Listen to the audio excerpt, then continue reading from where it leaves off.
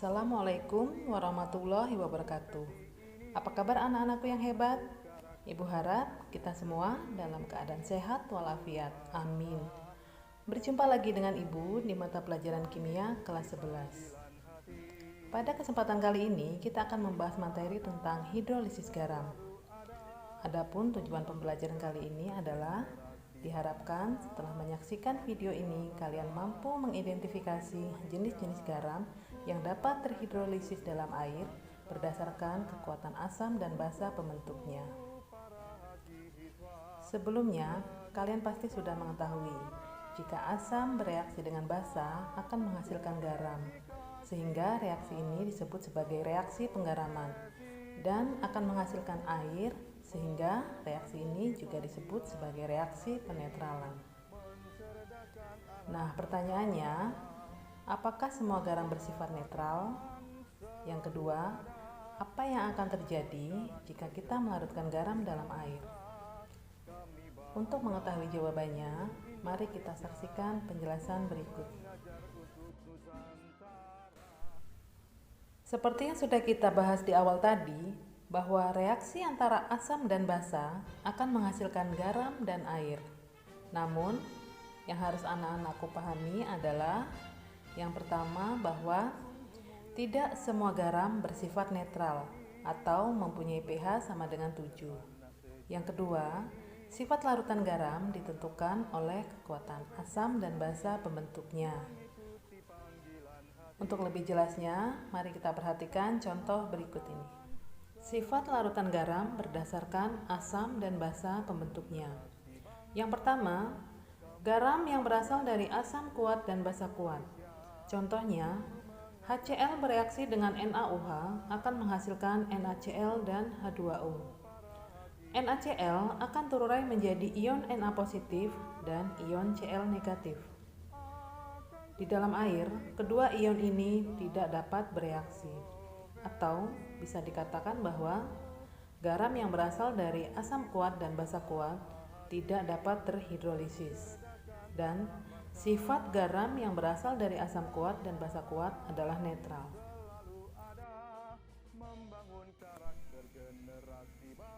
Yang kedua adalah garam yang berasal dari asam kuat dan basa lemah. Contohnya, HCl bereaksi dengan NH4OH menghasilkan NH4Cl dan H2O.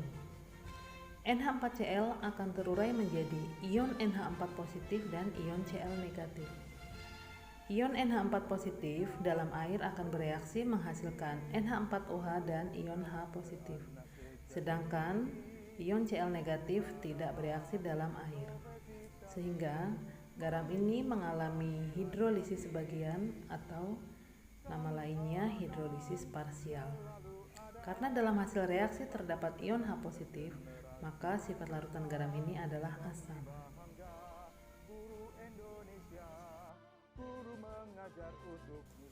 Yang ketiga adalah garam yang berasal dari asam lemah dan basa kuat.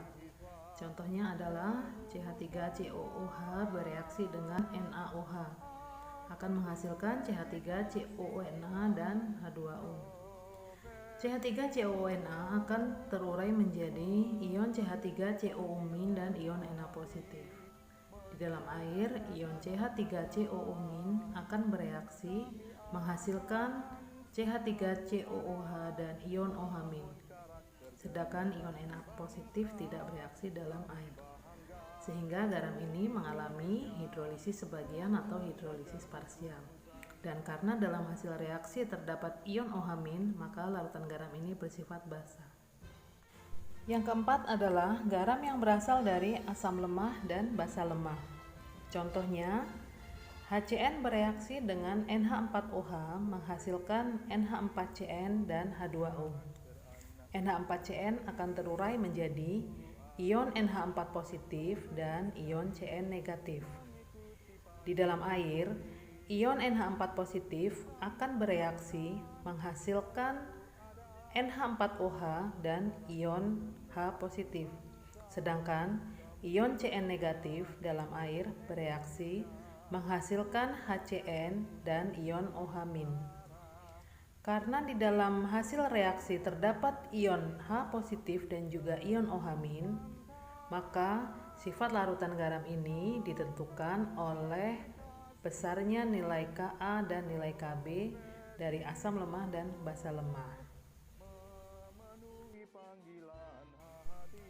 Demikian video pembelajaran kita kali ini. Semoga apa yang Ibu sampaikan bisa dipahami dan bermanfaat. Terima kasih atas perhatiannya dan Assalamualaikum warahmatullahi wabarakatuh.